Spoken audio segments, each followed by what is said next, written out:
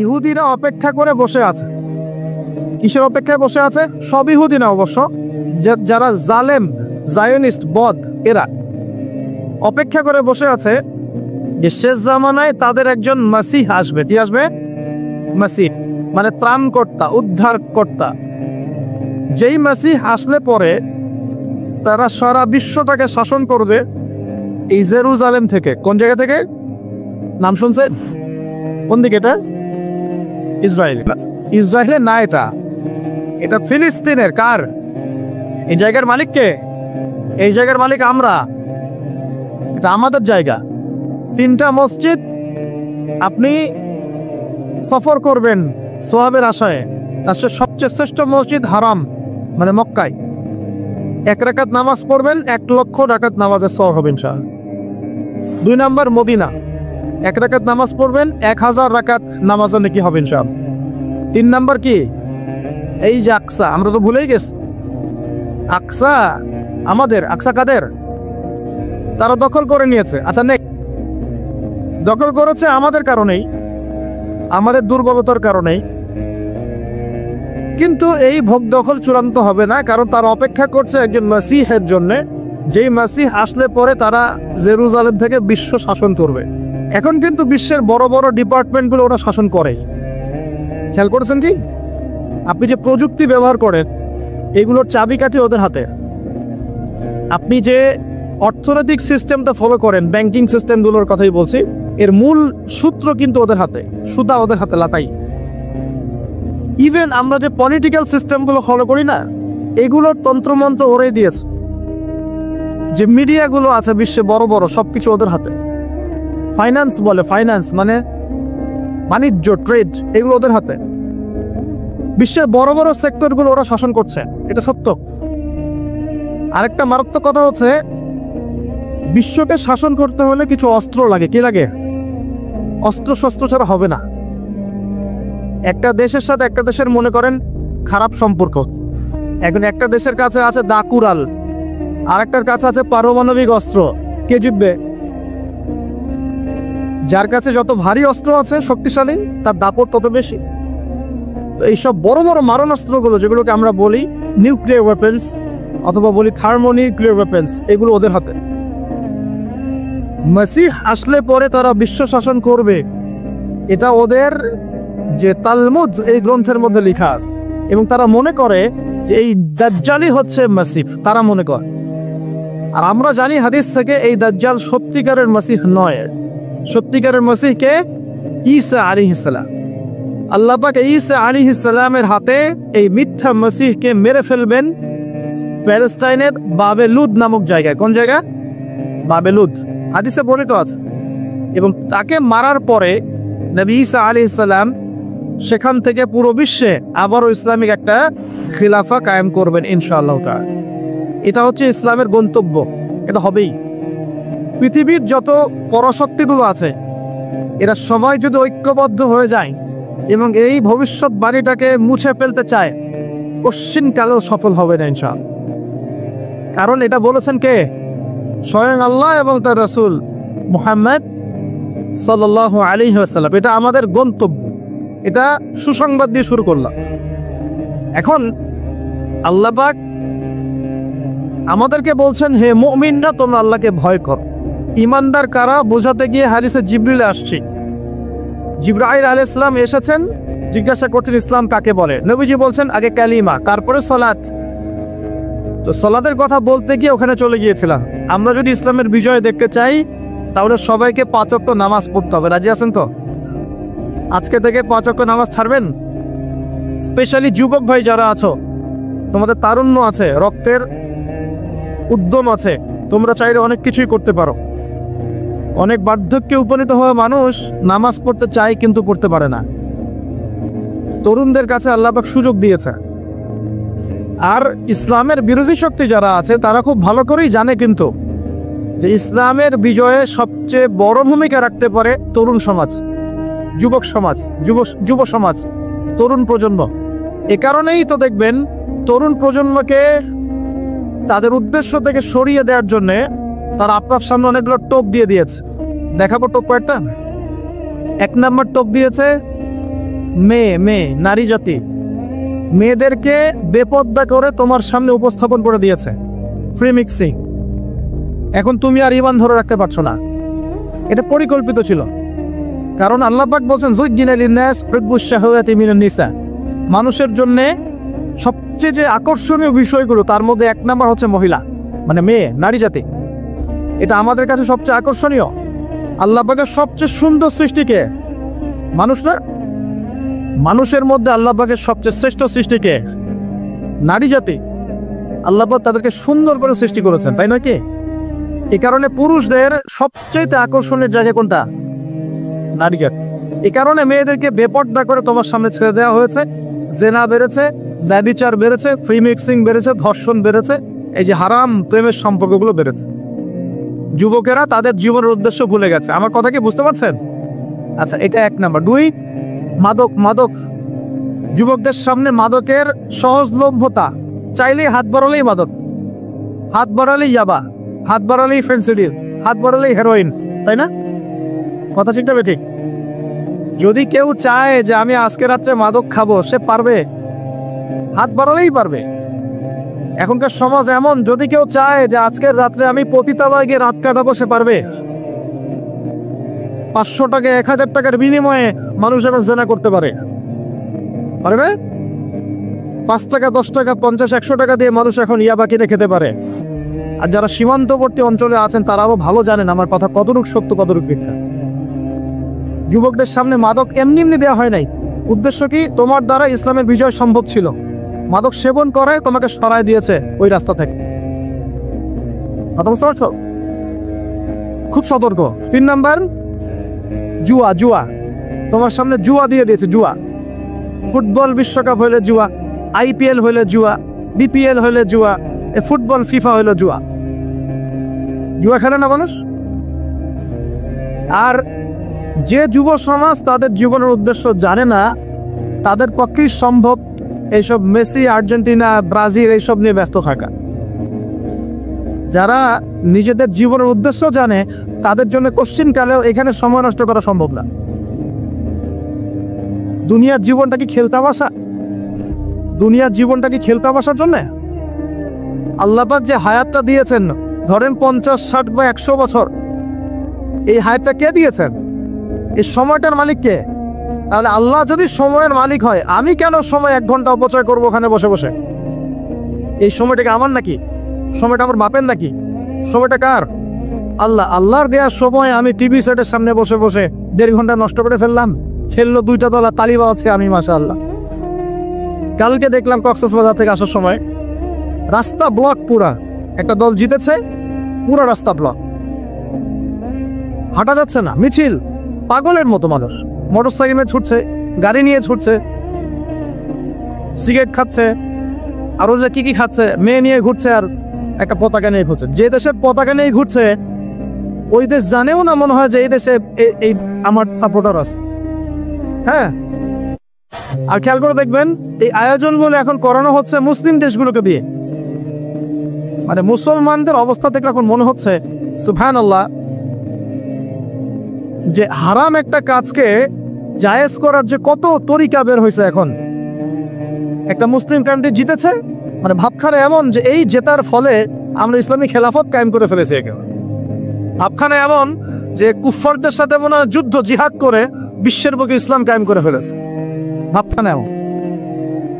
এই স্টেডিয়ামগুলো করতে কত কোটি বিলিয়ন ডলার খরচ করতে হয়েছে, কত শ্রমিক যে এই স্টেডিয়ামগুলো বানাতে মারা গেছে তোমরা জানোই না।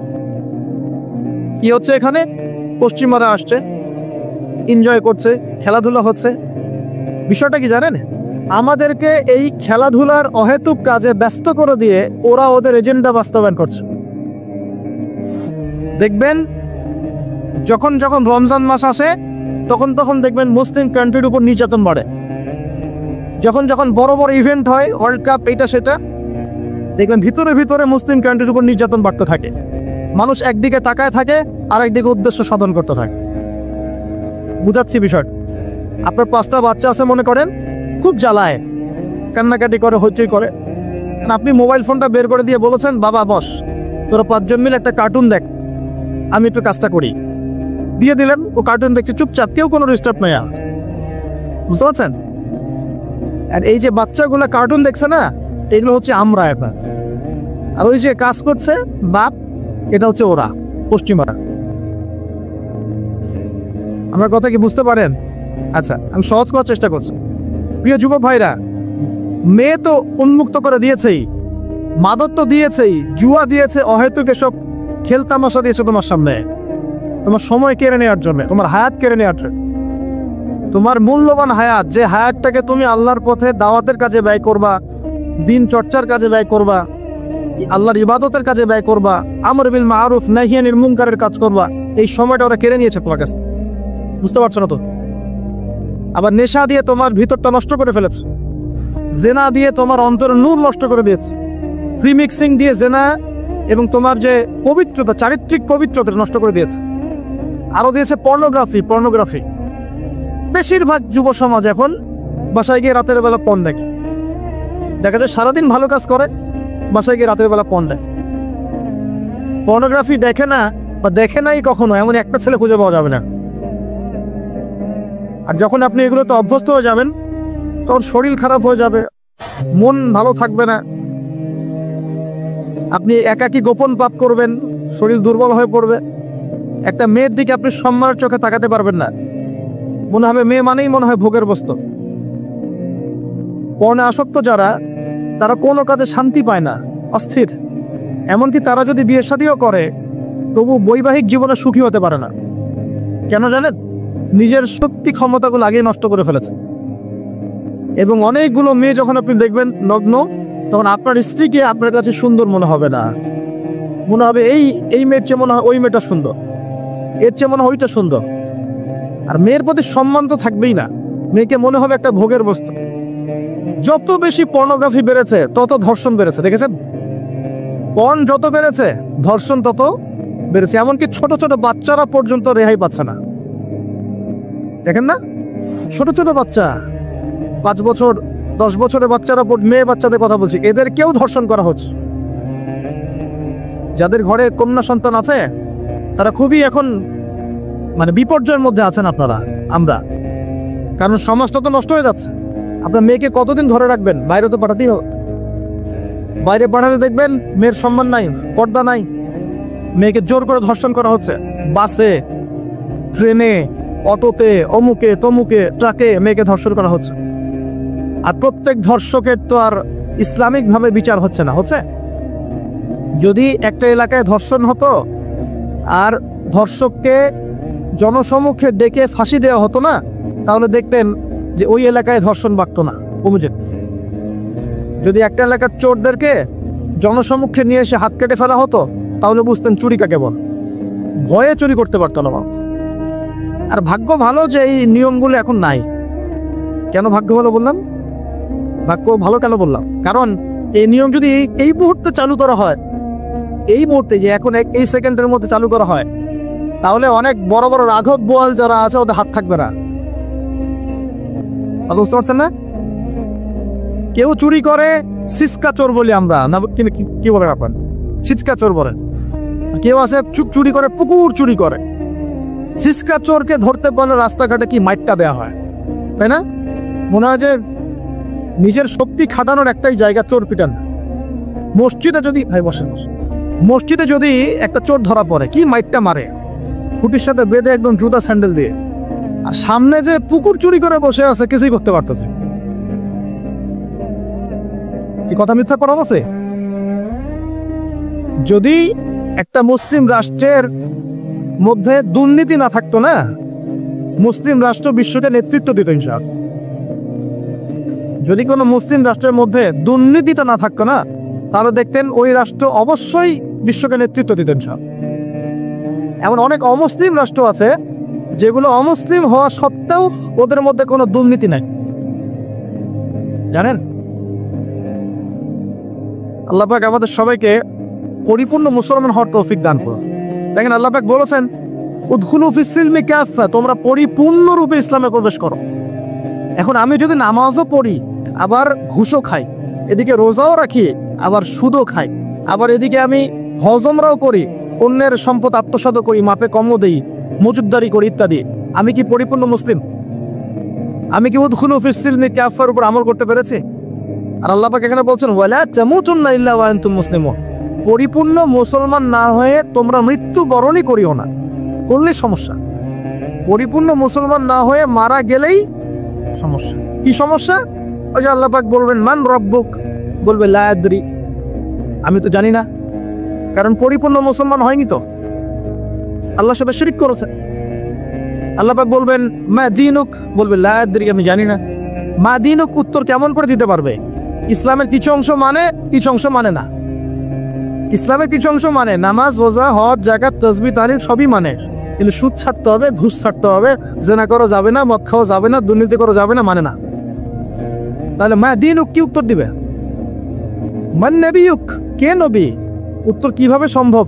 নবীর সুন্নতি তো নাই গায়ের উপরে, চেহারায় নাই, কাপড়ে নাই, চলাফেরায় নাই, ওঠা বসায় নাই, ইবাদতে থাকলেও অর্থনীতির মধ্যে নাই, অর্থনীতির মধ্যে থাকলেও সংস্কৃতির মধ্যে নাই, সংস্কৃতিতে থাকলেও সমাজে নাই। নবীর সুন্নত কি খালি ঘরে তসবিহ টেপার মধ্যেই? মানে আমরা খালি সুবহানাল্লাহ পড়বো এটাই সুন্নত, দাড়ি ছেড়ে দিব এটাই খালি সুন্নত, টাকনোর উপরে কাপড় পরবো এটাই কি খালি সুন্নত? সমাজের মধ্যে সুন্নত নাই, অর্থনীতির মধ্যে সুন্নত নাই, ব্যবসা বাণিজ্যের সুন্নত নাই, চাকরি বাকরির সুন্নত নাই, পরিবারের সুন্নত নাই, সংস্কৃতির মধ্যে সুন্নত নাই। আর রাষ্ট্রের কথা বললাম না, ওটা বাদ দেন, ওটা এই যুগে সম্ভব না। ইল্লা মাশা আল্লাহ, যদি আল্লাহ পাক না চান। ওইদিকে আমি কথাই বলতে চাচ্ছি না, আমি সমাজ পর্যন্তই আছি, এর উপর যাচ্ছি না। তো প্রিয় ভাইয়েরা, যুবক ভাইদের কথা বলে আমি সামনে যাব। 1 নাম্বার কি বলেছি, তোমরা সতর্ক থাকবে মেয়ে থেকে। কি থেকে? মেয়ে থেকে 100 হাত দূরে। 100 হাত মানে আমি বলি, পরামর্শ দেই, আমি তোমাদের ভাইয়ের মতো, ছোট হই আর বড় হই। আর আমাকে এসে আল্লামা সাহেব এইসব বড় দরকার নাই, আমি একদম তালেবে ইলম। এখানে বড় বড় অনেক আলেম ওলামায়ে কেরাম আছেন, আমি খুব বিব্রত বোধ করছি কথা বল। আমি জানি যে হকপন্থী ওলামায়ে কেরাম যারা, তারা আমাদের মতো অনলাইনেও আসেন না, এই ফেসবুক ইউটিউবে ভিডিও পাবেন না, এমনও আলেম বাংলাদেশে আছেন জানেন, যারা বহু আলেম তৈরি করছেন, মাদ্রাসা খেদমত করছেন। তো তাদের সামনে আমাদেরকে যখন এইভাবে টাইটেল দেন, লজ্জা লাগে, বিব্রত বোধ করি। শেখার কোনো শেষ নাই। আমি একসময় মনে করতাম যে আমি যখন ইন্টারমিডিয়েটের পর থেকে চর্চা করা শুরু করছি, অনার্স মাস্টার্স পর্যন্ত, মনে করছি যে হ্যাঁ, মনে হয় ইসলাম সম্পর্কে ভালোই জানছি। তারপর যখন কওমি আলেমদের কাছে পড়তে শুরু করলাম, বলি এগুলো ভিতরের কথা, খোলামেলা বলি, গল্প করছি আপনাদের সাথে, রাগ করছেন নাকি? তখন বুঝলাম যে বিগত 5-7 বছরে তো আমি কিছু পড়াশোনা করছি বলে মনে হচ্ছে না। যেমন একটা হাদিস শো করে বললাম যে ওস্তাদ, এই যে আল্লাহ রাসূল সাল্লাল্লাহু আলাইহি ওয়াসাল্লাম বলেছেন যে একজন মুমিন ব্যক্তি আরেকজন মুমিন ব্যক্তির আয়না স্বরূপ। কি স্বরূপ? আয়না স্বরূপ। তো আমি যদি অনলাইনে কোনো ভাইয়ের ভুল ধরিয়ে দেই সমালোচনার মাধ্যমে, তাহলে কি আমি হাদিসের উপর আমল করলাম না? তখন অবস্থা মিটিমিটি হাসছেন, বলছেন যে তোমার তো টুকটাক অ্যারাবিক গ্রামারের বেস ভালোই, তোমার কি মনে হয়? আমি বললাম যে আমার কাছে তো এটাই মনে হচ্ছে যে আমি যদি সমালোচনা করি, আমি তো এই আমর বিল মারুফ নাহি আনিল মুনকারের কাজই করলাম। তো তিনি বলছেন আসলে এই হাদিসের ব্যাখ্যা এমন হয়। কেমন ব্যাখ্যা? তুমি কি খেয়াল করো নাই? আমাকে বলছো তুমি কি খেয়াল করো নাই? তুমি যখন আয়নার সামনে গিয়ে দাঁড়াও, তখন আয়না কিন্তু তোমার সাথে কথা বলে না, আয়না নীরব থাকে, স্থির থাকে, কিন্তু তোমার দোষ ত্রুটি কোথায় আয়না কিন্তু দেখিয়ে দেয়। মনে করেন, বুঝাচ্ছে, মনে করেন আপনার গাল কেটে গেছে, আপনি আয়নার সামনে দাঁড়িয়েছেন, আয়না কিন্তু আপনাকে বলে দিবে না এই যে তোমার গাল কাটা, এই ছেলে তোমার গাল কাটা, হ্যাঁ এই মেয়ে, এই ছেলে তোমার এই সমস্যা ওই সমস্যা, বলবে? চুপচাপ থাকবে, আয়না দেখিয়ে দিবে আপনার ভুলটা কোথায়। তিনি আমাকে হাদিসের ব্যাখ্যা শেখাচ্ছেন, বলছেন যে একজন মুমিন ভাই যদি কোনো ভুলের উপর থাকে, তুমি সঠিকটা আমল করে ওর সামনে দাঁড়িয়ে দেখিয়ে দিবে যেটা সঠিক। তো বুঝলাম, যতদিন যাচ্ছে আমি বুঝতে পারছি যে আসলে এই জ্ঞানের সমুদ্র যে কত গভীর, 100 বছর হায়াত দিলেও মনে হয় শেষ করতে পারবে না। প্রিয় যুব ভাইরা, নসিহত করছি, সেটা হচ্ছে যে দিনের জ্ঞান অর্জন করতে হবে। জ্ঞান অর্জনের কোনো বিকল্প নাই। আর জ্ঞান অর্জনের জন্য শুধুমাত্র ফেসবুক ইউটিউব যথেষ্ট নয়, এগুলো কনস্ট্রাকটিভ কোনো মাধ্যম নয়, বরং ফিতনা ছড়াবে এগুলো কিন্তু বেশিরভাগ ক্ষেত্রে ফিতনাই ছড়াচ্ছে। আপনার কাছে মনে হচ্ছে হয়তো যে অনেক কিছু লাইভ হচ্ছে, আমরা পাচ্ছি, হ্যাঁ অনলাইনের মাধ্যমে জানছি, হ্যাঁ ঠিক আছে স্বীকার করি ভালো আছে, কিন্তু মন্দটা অনেক বেশি। এর মধ্য দিয়ে আলেমে আলামি বিভক্তি হয়ে গেছে, এর মধ্য দিয়ে একে অপরের সাথে আমাদের সম্পর্ক নষ্ট হয়ে যাচ্ছে, গীবত তহমত সমালোচনা কাদা ছোড়াছড়ি সংস্কৃতি বাড়ছে, ঐক্য বিনষ্ট হচ্ছে, অনেক সমস্যা হচ্ছে। আর এগুলো কনস্ট্রাকটিভ সিলেবাস নয়, সিলেবাস আপনাকে ওলামায়ে কেরামের কাছে এসে জানতে হবে। আমি বলছি 1 নাম্বার কোরআন থাকবে, আপনাদের জেনারেলদের জন্য বলছি, কারণ আপনাদের জন্য এটা এত সহজ হবে না। মাদ্রাসা যারা পড়া শুরু করেছেন ছোটবেলা থেকে তাদের জন্য সহজ, আপনাদের জন্য এত সহজ নয়। সিলেবাসগুলো জেনে রাখেন। কোরআন পড়তে হবে আগে, পবিত্র কোরআনের বিশুদ্ধ তেলাওয়াত শিখতেই হবে, এবং প্রত্যেক দিন চেষ্টা করবেন 1 পৃষ্ঠা 2 পৃষ্ঠা আধা পারা 1 পারা করে তেলাওয়াত করার জন্য। তেলাওয়াতের কোনো বিকল্প নাই, প্রত্যেক হরফে 10 নাকি পাবেন ইনশাআল্লাহ। এরপরে এর ভাষা আছে, কোরআনিক গ্রামার আছে, নাহু সরফ, আর এই বইগুলো আপনি একা পড়তে পারবেন না। এই বইগুলো পড়তে হলে ওস্তাদ লাগবেই। এক একটা বই 2 বছর করে পড়তে হইতে পারে, পড়তে হবে। যদি আপনি কোরআন জানতে চান, বুঝতে চান, পড়তে হবেই।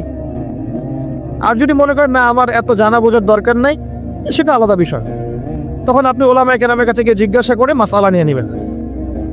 এখানে একটা কথা বলে দিই, এখন আবার একটা নতুন আমি ফিতনাই বলবো বের হয়েছে যে আলেম ওলামার প্রয়োজন নাই, কোরআন হাদিস বাসায় পড়বা, নিজে একা একাই মুস্তাহিদ হয়ে যাবা। অনেক দিনই ভাইকে দেখছি আমি, যে যুবক ইয়াং, তার আগে বিপদগামী ছিলেন, হেদায়েত হয়ে ইসলামের দিকে এসেছেন, এখন প্রথমেই সহিহ বুখারী টান দিয়ে পড়া শুরু করুন। কে বললো আপনাকে প্রথমে সহিহ বুখারী পড়তে? আপনি কি এক লাভ দিয়ে এই মেডিকেল সায়েন্সের বই পড়তে যাবেন? এত কঠিন বই আগে কেন? এই বইগুলো পড়তে ওলামায়ে কেরামের 15-20 বছর সময় লাগে। 15-20 বছর সময় লাগে, 15 বছর বেশি বলে ফেলছে মানে, আমাদের মতো হলে 20 বছর লাগবে। কঠিন বই আগে না, আগে সহজ বইগুলো পড়তে হতো।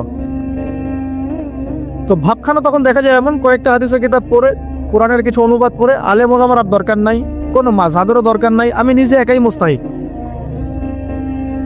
এটা একটা ফিতনা চলছে। তো আমি বুঝাচ্ছি আপনাকে, একটা মাসআলা ধরেন আপনার সামনে আসলো, মনে করেন ওই যে আমি পেপার মানি নিয়ে কথা বলেছিলাম না, কাগজের টাকা, এরপর আসছে ক্রিপ্টোকারেন্সি। কি আসছে? নাম শোনেন নাই? ইলেকট্রনিক মানি তো চলে আসছে, যে ইলেকট্রনিক মানি দিয়ে আপনারা লেনদেন করছেন না, এরপরে আসবে ক্রিপ্টোকারেন্সি মানে বিটকয়েন। এগুলো ভবিষ্যৎবাণী না, কিন্তু কিছু মানুষ মনে করে এগুলো ভবিষ্যৎবাণী। এগুলো ভবিষ্যৎবাণী না, এগুলো বর্তমান। অলরেডি পৃথিবীর কিছু কিছু দেশে চলে আসছে, হয়তো বা এদেশেও অচিরে আসবে। তো মনে করেন এখন আপনি একজন সাধারণ মানুষ, ক্রিপ্টোকারেন্সি কি জিনিস আপনি বোঝেন না।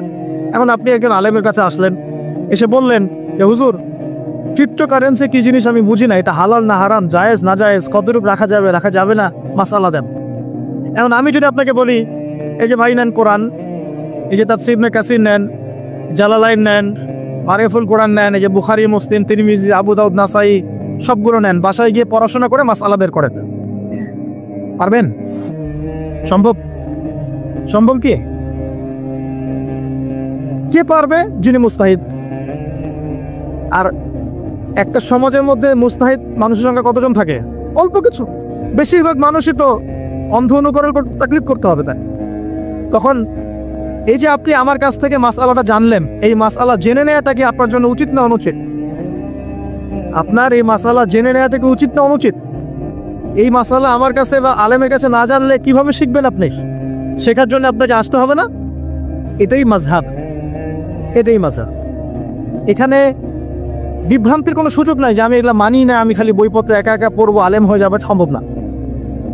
যখন আমরা কলেজে পড়তাম অনেক সময় মনে হতো যে হয়তো বা সম্ভব, যখন পড়া শুরু করেছি তখন দেখছি যে না, এই সমুদ্রে ডুব দেওয়া কেবল শুরু, এর তলানি খুঁজে বের করতে 100 বছর লাগবে মনে হয়, আল্লাহ ভালো জানেন। আল্লাহু আকবার। দিনের জ্ঞান অত বেশি। আলী রাদিয়াল্লাহু আনহু একটা কথা বলে দেই, দিয়ে সামনে যাচ্ছি। আলী রাদিয়াল্লাহু আনহু শেষ বয়সে বলছেন, তাকে প্রশ্ন করা হচ্ছে যে আপনার কি কোনো দুঃখ আছে জীবনে? আলী রাদিয়াল্লাহু আনহু বলছেন যে আমি শুরু থেকে নবী সাল্লাল্লাহু আলাইহি ওয়াসাল্লামের পাশে ছিলাম, আমার দুঃখ নাই, তবে একটা মনের কষ্ট। কি? আমি যে জ্ঞানগুলো শিখেছি নবীর কাছ থেকে সাল্লাল্লাহু আলাইহি ওয়াসাল্লাম, সেই জ্ঞান বিতরণ করার জন্য কোনো পাত্র খুঁজে পেলাম না। কি গভীর কথা! যে জ্ঞান শিখেছি এটা বিতরণ করার পাত্রই খুঁজে পেলাম না। তাহলে পাত্র, আমরা তো পাত্র, জ্ঞান বিতরণ করবেন ওলামায়ে কেরাম। পাত্র আমরা যদি পরিষ্কার না হয় জ্ঞান কিভাবে পাবেন? সম্ভব না। আরেকটা বিষয় বলে দেই, যখন আপনি জ্ঞানের চর্চায় মাঠে নামবেন, আল্লাহ পাক আপনার সম্মানার্থে ফেরেশতার পাখা আপনার পায়ের নিচে বিছিয়ে দিবেন ইনশাআল্লাহ। আর যখন আপনি জ্ঞান চর্চা করে আলেম হবেন ইনশাআল্লাহ তাআলা, আপনার জন্যে আসমান জমিনের সমস্ত মাখলুক, এমনকি সমুদ্রের নিচের মাছ, গর্তের ভিতরের পিপিলিকা, সবাই আল্লাহর কাছে আপনার জন্য ইস্তেগফার করবে ইনশাআল্লাহ। একটা হাদিসে নবীজি বলেছেন যে আকাশের চাঁদটাকে তোমরা যেমন দেখো উজ্জ্বল অন্য নক্ষত্রগুলোর তুলনায়, ঠিক তেমনি সাধারণ মানুষের উপরে একজন আলেমের মর্যাদা এমন। তো প্রিয় ভাইয়েরা, যুবক ভাইদেরকে বলছে, স্পেশালি আজকের লেকচারটা স্পেশালি তোমাদের জন্যই, এই ফাঁদগুলো থেকে বেঁচে থাকবে এবং এলেম অর্জন করবে। এলেম অর্জনের কোনো বিকল্প নাই, এবং এলেম অর্জনের জন্য সিলেবাস লাগবে। আর অনেক বইপত্র একা একা পড়তে পারবে না, আলেম ওলামাদের সংস্পর্শ লাগবেই, অন্যথায় পারবেন। এর পাশাপাশি আপনি সিরাতের বই পড়বেন, ইতিহাস পড়বেন, ইসলামিক অর্থনীতি পড়বেন, হ্যাঁ, ভূরাজনৈতিক প্রেক্ষাপটের বইগুলো পড়বেন, এগুলো ঠিক আছে। এবং জেনারেল লাইনে যেখানে পড়াশোনা করছেন, এই পড়াশোনাও কন্টিনিউ করবেন, এবং আপনার প্রতিভা দিয়ে আপনার জায়গা থেকে ইসলামের খেদমত করবেন ইনশাআল্লাহ। পারা যাবে না? আল্লাহ তৌফিক দান করুন। যুবক ভাইদের সামনে এই ফাঁদ। কেন ফাঁদ? কারণ যুবক ভাইরা যদি জীবনের উদ্দেশ্য জেনে ফেলে এবং ইসলাম প্রতিষ্ঠার কাজে আত্মনিয়োগ করে, তাহলে কুফফার শক্তি পালানোর জায়গা খুঁজে পাবে না ইনশাআল্লাহ। প্রিয় ভাইরা, আল্লাহ রাব্বুল আলামিন বলছেন মুমিনদেরকে, হে মুমিনরা, তোমরা আল্লাহকে ভয় করো। দেখুন, 6টা পিলারে বিশ্বাস না করা পর্যন্ত কেউ মুমিন হয় না। কয়টা পিলার? 1 নম্বর হচ্ছে আল্লাহর প্রতি বিশ্বাস। 1 নম্বর আল্লাহর প্রতি বিশ্বাস। 2 ফেরেশতা মণ্ডলীর প্রতি বিশ্বাস। 3 আসমানে কিতাব সমূহে বিশ্বাস। 4 নবী রাসূলগণের প্রতি বিশ্বাস। 5 পরকালের প্রতি বিশ্বাস। এবং 6 তাকদীরের ভালো মন্দের প্রতি বিশ্বাস। এই 6টা পিলারকে মনে বিশ্বাস করতে হয়, মুখে স্বীকৃতি দেওয়া লাগে, এবং কাজেও বাস্তবায়ন করতে হয়। তারপর আপনি মুমিন হবেন ইনশাআল্লাহ। আল্লাহ পাক বলছেন আমাদেরকে, এই মুমিনদেরকে, তোমরা আল্লাহকে ভয় করো, ভয় করার মতো ভয় করো। এটার ব্যাখ্যা কি? ভয় করা মানে কি? শুধু নেক আমল করা মানেই আল্লাহকে ভয় করা নয়। আল্লাহ পাকের যত নিষেধ আছে, এই নিষেধগুলো ছেড়ে দেওয়ার নাম হলো আল্লাহকে ভয় করা।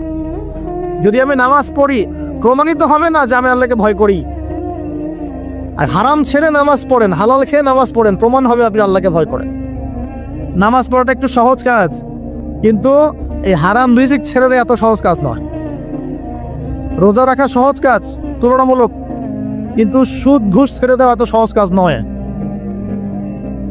তাসবিহ তাহলিল করা সহজ কাজ, কোরআন তেলাওয়াত করা সহজ কাজ তুলনামূলক, কিন্তু ওই বোনের সম্পত্তি তাকে ফিরিয়ে দেওয়া এত সহজ নয়। অন্য মুসলিম ভাইয়ের মান সম্মান রক্ষা করা তো সহজ নয়।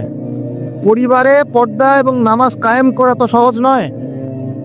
এবং এই সুদ ঘুষ দুর্নীতি অন্যের সম্পদ আত্মসাৎ থেকে বের হয়ে আসা এত সহজ নয়। তাকওয়া মানে কি?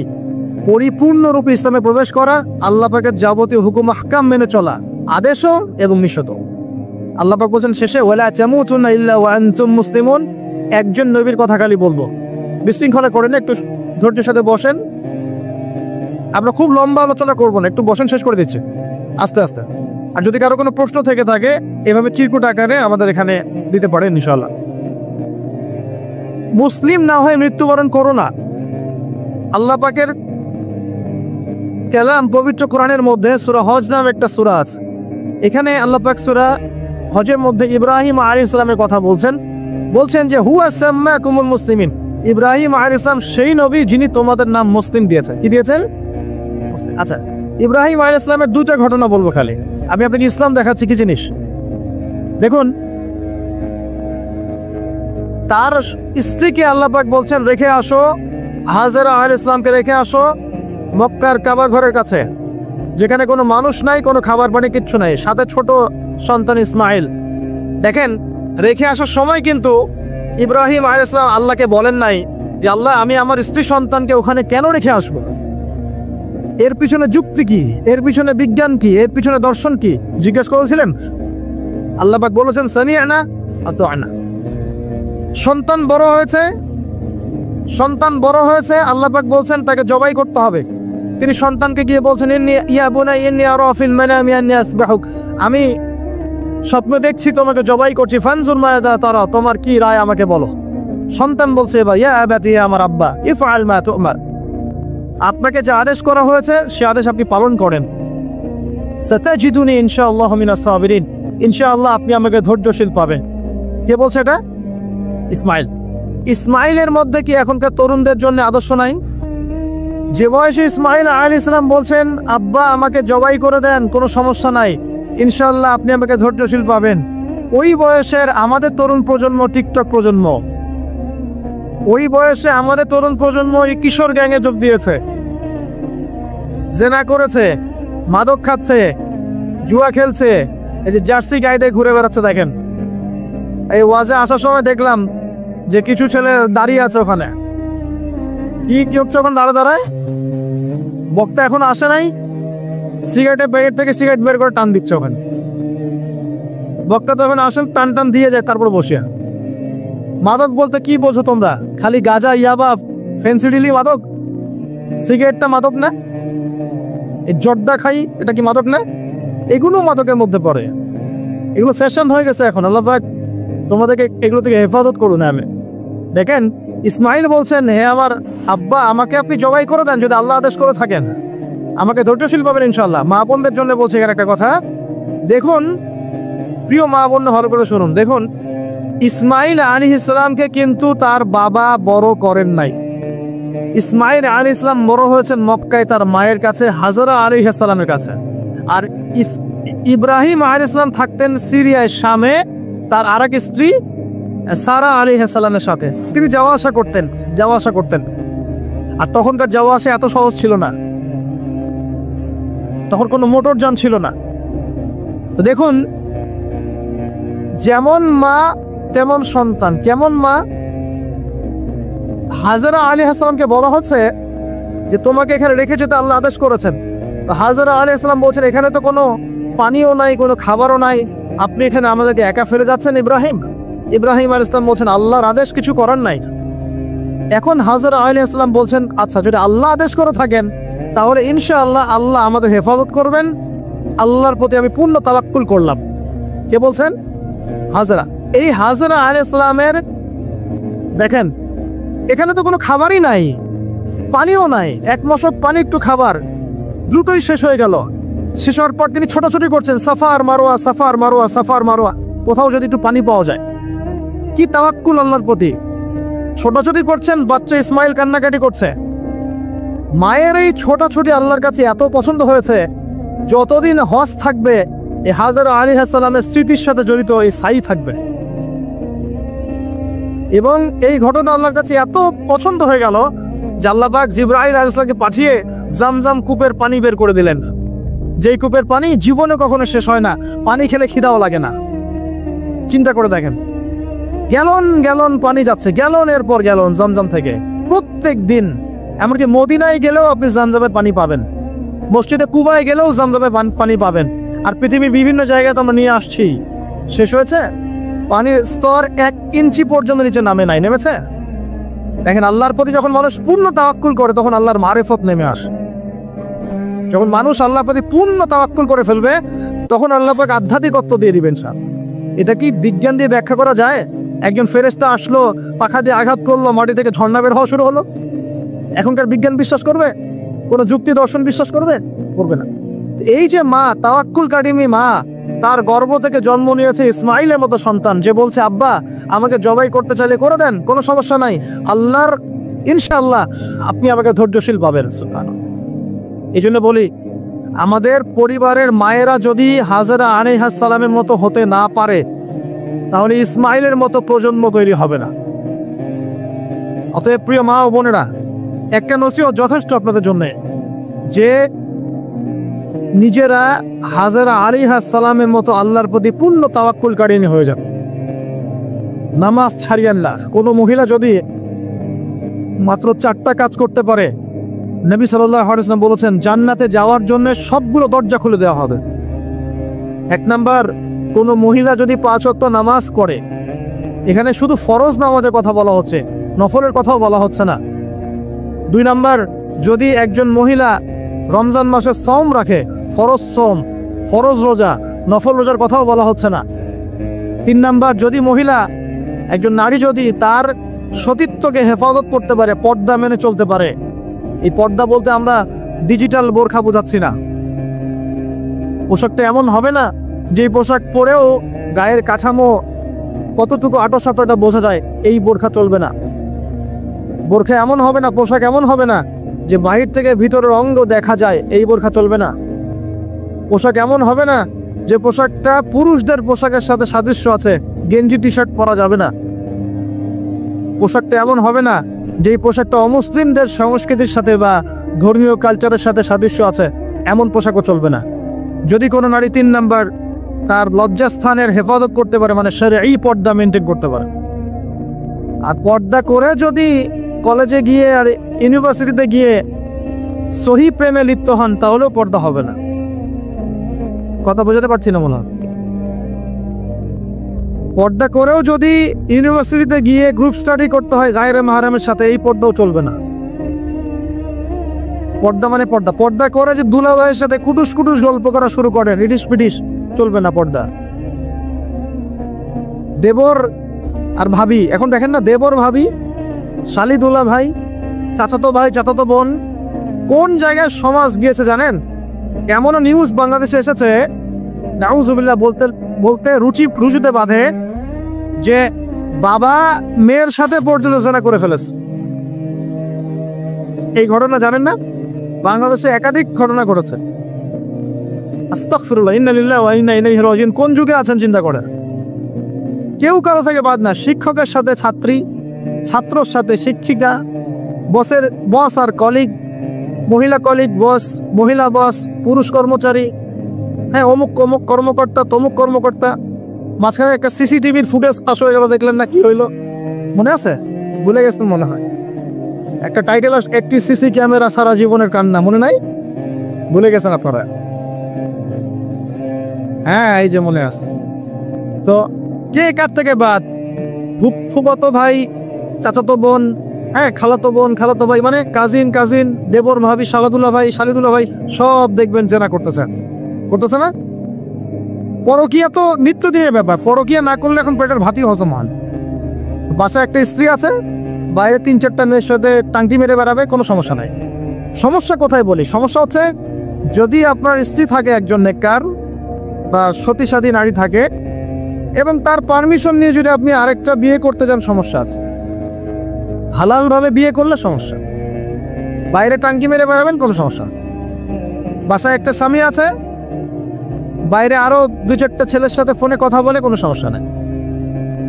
আমরা এখন কি করি জানেন? আমরা জেনাকে প্রমোট করি, নগ্নতাকে প্রমোট করি, আর বিয়ে হালাল জিনিসগুলোকে আমরা ঢেকে দেই, বাধা দেই। বিয়ে করতে চান, দেখবেন বাধা পাবেন। জেনা করতে চান, বাধা পাবেন না। হ্যাঁ, বিশ্বাস করছেন না? বিয়ে করতে যে দেখেন খালি কত বাধা আসে, আর জেনা করতে চান, কোনো বাধা নেই। মদ খাইতে চান, কোনো বাধা নাই। লিগ্যাল কিছু পতিতালয় আছে আমাদের দেশে, লিগ্যাল,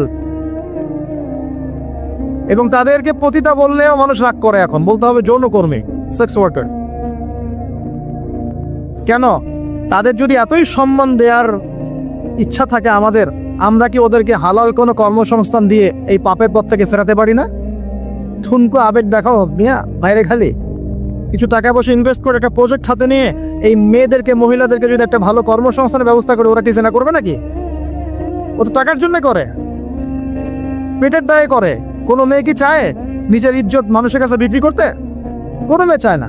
প্রিয় দিনী বোনেরা, পোশাক এই 4টা মূলনীতি মেনে চলবেন। পোশাক এমন হবে না, আটো-সাটো পোশাক চলবে না, পাতলা পোশাক চলবে না, বাইরে থেকে ভিতর দেখা যায়। পুরুষের পোশাক চলবে না, এবং অমুসলিমদের সাদৃশ্য আছে এমন পোশাক চলবে না। আপনি বাসায় কি পোশাক পরে থাকেন, আমরা এখানে তো কোনো রকম ইন্টারফেয়ার করতে যাচ্ছি না। বাইরে যদি গায়রে মাহরামদের সাথে বের হন, সামনে বের হন, তাহলে অবশ্যই আপনাকে এই পর্দা মেনটেন করে আসতে হবে। এটা ইসলামিক লস। আর আল্লাহর আইন যদি আপনি না মানেন, আপনার কবর আপনার, আমার কবর আমার। ফাযাক্কির ইন্নামা আনতা মুযাক্কির, উপদেশ দাও তুমি, শুধু উপদেশ দাতা। লাস্তা আলাইহিম বিমুসাইতির, তুমি কারো প্রতি দারোগা নও, আমাদের দায়িত্ব জাস্ট প্রচার করা। বাল্লিগু আন্নী ওয়ালাউ আয়া, একটা আয়াত জানলেও খালি প্রচার করে দাও, দ্যাটস অল। ফাযাক্কির ইন্না ফাআতিদ যিকরা, তুমি উপদেশ দাও যদি উপদেশ কোনো কাজে আসে। প্রিয় ভাইয়েরা, বন্ধুদের কথা বলতে এখানে এসেছিলাম। একটা মেয়ে 4টা কাজ করলে জান্নাতে চলে যাবে ইনশাআল্লাহ। 5 ওয়াক্ত নামাজ, ফরজ নামাজ, 2 রমজান মাসে সওম, 3 নাম্বার লজ্জাস্থানের হেফাজত, 4 নাম্বার স্বামীর আনুগত্য। স্বামীর কি দেখেন, ফ্যামিনিস্ট মেয়েরা বলবে স্বামীর দাসত্ব। দাসত্ব আনুগত্য এক জিনিস নয়, মনে থাকবে। দাসত্ব আনুগত্য এক জিনিস নয়। আনুগত্য মানে কি? আনুগত্য মানে আপনার স্বামী আপনাকে কোরআন সুন্নাহ মতো চালানোর চেষ্টা করছে, আপনি এটা ফলো করবেন, আনুগত্য। আর আপনার স্বামী যদি আপনাকে কোরআন সুন্নাহর বাইরে যেতে বলে, যদি বলে যে আসো অফিসের কলিগরা আসছে, আমার টেবিলে খাবার পরিবেশন কর, যাবেন না, আপনি আনুগত্য করবেন না। আপনার স্বামী বলছে যে সুন্দর করে সাজুগুজু করো, তো আজকে ঘুরে আসে সাজেক,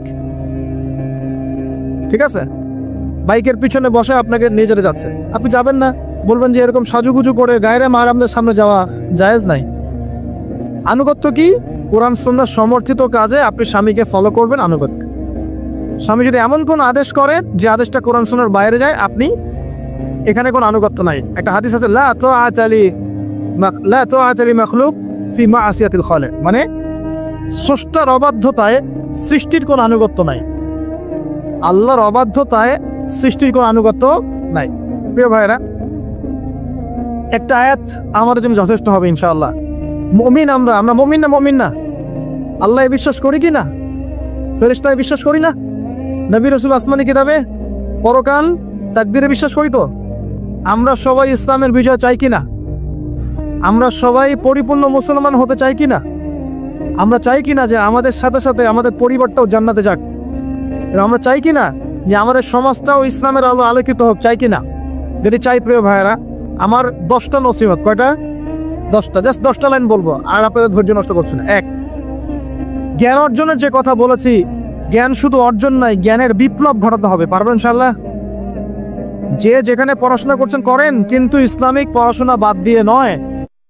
দিনের জ্ঞান আগে অর্জন করতে হবে, বাল্য বয়সে অর্জন করতে হবে। আল্লাহ তৌফিক দান করুন। 2 নাম্বার, প্রত্যেক দিন কোরআনকে সময় দিবেন। কি করবেন?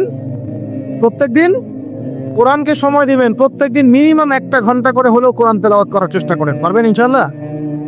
2, 3 নাম্বার, আপনার জীবনটাকে রাসূলুল্লাহ সাল্লাল্লাহু আলাইহি ওয়াসাল্লামের সুন্নাত দিয়ে সাজাতে হবে। প্রত্যেকটা কাজ করার আগে 3 বার চিন্তা করবেন। কয়বার? 3 বার, যে এই কাজটা কিভাবে করলে সুন্নত হবে, কিভাবে করলে সুন্নত হবে না। এই রাত্রে ঘুমাবেন, 3 বার চিন্তা করবেন যে কি কি কাজ করে ঘুমালে পরে ঘুমটা সুন্নত হবে, নেকি হবে। ওযু করবেন, সূরা ফালাক নাস ইখলাস পড়বেন, আয়াতুল কুরসি পড়বেন, সূরা বাকারার শেষে 2টা আয়াত পড়বেন, 33 বার সুবহানাল্লাহ, 33 বার আলহামদুলিল্লাহ, 34 বার আল্লাহু আকবার পড়বেন। ডান দিকে কাত হবেন, আল্লাহুম্মা বিইসমিকা আমুতু আহইয়া। ব্যাস। যদি 6 ঘন্টা ঘুমিয়ে থাকেন, 6 ঘন্টার প্রত্যেক সেকেন্ডে নেকি পাবেন ইনশাআল্লাহ। এর নাম সুন্নত। প্রতিটা কাজ সুন্নত মাফিক করতে হবে। একটা খালি কথা বলে দেই, শুধু একবার দরুদ পড়ে নাই, নবীর নাম শুনে দরুদ পড়ে নাই ইচ্ছাকৃতভাবে, তাকে নবীজি বলছেন সে ধ্বংস হোক। নবী বলছেন আমিন, মানে বদদোয়া হচ্ছে এটা। তাহলে সারা জীবন যে আমরা দাঁড়িয়ে রাখছি না, টাকনো নিচে কাপড় পরছি, হ্যাঁ, যে গোফ লম্বা করে একদম শুশুকের মতো রেখে দিয়েছি, কাটছি না, লেবাস ইসলাম না আসছে না, নামাজ পড়ছি না, সুন্নাহ মোতাবেক জীবন করছি না, আমাদের কি হবে? আমরা কি নবী সাল্লাল্লাহু আলাইহি ওয়াসাল্লামের সুপারিশ পাবো? কবরে তাকে দেখালে উত্তর দিতে পারবো? পারবো ইনশাআল্লাহ। কখন? যখন আমরা পুরো জীবনটাকে নবীর সুন্নাহ মতো ঢেলে সাজাবো ইনশাআল্লাহ। সূরা আল ইমরানের মধ্যে আছে, কুল ইন কুনতুম তুহিব্বুনাল্লাহ ফাত্তাবিউনি। আল্লাহ বলেছেন, হে নবী বলে দিন, তোমরা যদি আমার ভালোবাসা চাও, আল্লাহকে পেতে চাও, তাহলে নবীকে অনুসরণ করো, আমাকে অনুসরণ করো। আল্লাহ পাক কি করবেন? ইউহিব্বুকুমুল্লাহ, আল্লাহ পাক তোমাদেরকে ভালোবাসবেন। ইয়াগফির লাকুম যুনুবাকুম, আল্লাহ পাক তোমাদের সমস্ত গুনাহ মাফ করে দেবেন ইনশাআল্লাহ। আল্লাহু গফুর রহিম। 3 নাম্বার বলেছি, ভাই নবীর সুন্নাহ মতো জীবন করেন। 4, একটা হালাল রিজিক অন্বেষণ করেন, হারামে যাবেন না। ওয়াদা করেন যে না খেয়ে মরে গেলেও হারাম রিজিকে যাবেন না, পারবেন তো ইনশাল্লাহ? আল্লাহ পাক তৌফিক দান করুন। 5 নাম্বার, পরিবারের আদর্শ হবে জান্নাতি আদর্শ। পরিবারের মধ্যে অনইসলামিক কোনো কালচার ঢুকতে দিবেন না। টিভিটা আছে না পরিবারে, আসার মেরে সে ভেঙে দিবেন একেবারে। যদিও বা টিভির চেয়ে ডেঞ্জারাস জিনিস এখন আমাদের হাতেই থাকে।